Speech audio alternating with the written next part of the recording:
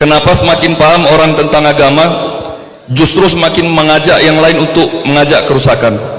Demikian Pak. Tadi sebenarnya sudah penjelasannya panjang lebar, saya sampai berkeringat loh. Jadi mohon izin Mas, lagi saya ulangi ya, tapi kebetulan memang ada satu hal yang belum saya ungkap. Kadang-kadang ada pertanyaan begini, kenapa sih yang diuber-uber sama polisi itu kok selalu orang Islam? Ini sering ada pertanyaan, kenapa sih yang dianggap teroris itu selalu orang Islam? Ini juga menjawab sedikit pertanyaan dari Bapak tadi. Pola dari gerakan teror ekstrim radikal itu selalu menunggangi agama dengan pemeluk terbesar di satu negara. Pertanyaan serupa itu yang ada sering muncul di Indonesia itu sama seperti pertanyaan orang Hindu di India, kenapa sih yang dikejar-kejar pasukan anti teror India itu selalu orang Hindu? Termasuk juga apa yang ditanyakan oleh orang-orang Irlandia Utara, kenapa sih yang diuber-uber oleh tentara Inggris itu kok selalu orang Katolik? Kan begitu.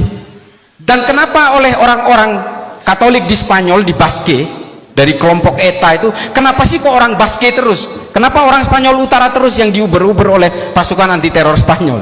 Karena memang postulat mereka adalah menunggangi agama dengan pemeluk terbesar di negara itu. Kalau di Indonesia pemeluk agama terbesar adalah Islam, maka yang ditunggangi adalah agama Islam. Makanya semua organisasi teror di sini itu selalu bernafaskan dan mengatasnamakan agama Islam. Jamaah Islamiyah, Jamaah Ansarud Daulah, Jamaah Ansarut Tauhid, Jamaah Ansarut Syariah. Ini nama-nama Islami semua. Dan mengapa mereka menunggangi Islam? Supaya semua kejahatan mereka yang mengatasnamakan Islam ini dimaklumi oleh umat Islam di Indonesia. Dan kita bisa lihat, ketika ada teroris yang ditangkap, pasti ada ulama yang ngomong dari MUI atau dari organisasi lain yang mengatakan, kenapa sih harus orang Islam terus yang ditangkap? Padahal terorisme has no religion. Sudah disepakati itu. Yang menyeret paksa orang itu untuk selalu terorisme itu identik dengan Islam, ya orang Islam sendiri. Padahal mereka ini bukan Islam, mereka ini adalah orang-orang yang mengaku Islam untuk melegitimasi berbagai aksi-aksi kekerasannya. Di India apakah demikian? Yang membantai orang Islam di Uttar Pradesh, di Ahmedabad, itu semua juga orang Hindu garis keras kok yang membantai orang Kristen dan orang Islam. Saya tadi sudah katakan, yang membantai orang Rohingya yang beragama Islam itu kelompok Asin Wiratu beragama Buddha. Dan kelompok-kelompok seperti Baader Meinhof itu juga orang-orang Protestan yang bergerak dari gereja ke gereja. Kelompok Basque di Spanyol, kelompok FARC di Kolombia, ideologi kiri tapi bergeraknya dari gereja ke gereja. White Supremacy, Ku Klux Klan, kelompok evangelis di Amerika juga menggunakan pola-pola penggunaan agama yang sama, karena mayoritas di sana adalah orang-orang Protestan. Nah, pola inilah kemudian yang dipakai, makanya kelompok teroris di India itu selalu mengatasnamakan Hindu, di Indonesia mengatasnamakan Islam, dan juga di Suriah juga menggunakan atas nama Islam dari kelompok Wahabi, Jabhatun Nusra, Liwa'ut Tauhid, Free Syrian Army.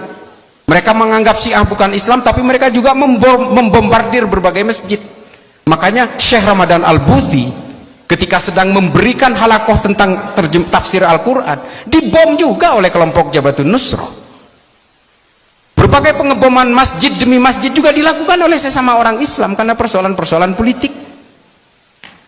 Karena orang Islam meskipun sama keimanannya, sama-sama baca syahadat, sama-sama mengimani Nabi Muhammad, dan sama-sama semua beriman terhadap Al-Quran, karena berbeda tujuan politik dianggap lawan juga.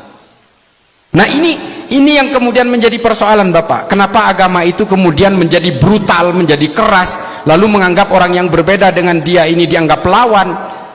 Karena terlibat dalam aksi-aksi homogenisasi paksa dan hegemoni paksa dan homogenisasi paksa di dalam satu wilayah. Dan mereka pasti menunggangi agama dengan pemeluk terbesar di negara itu.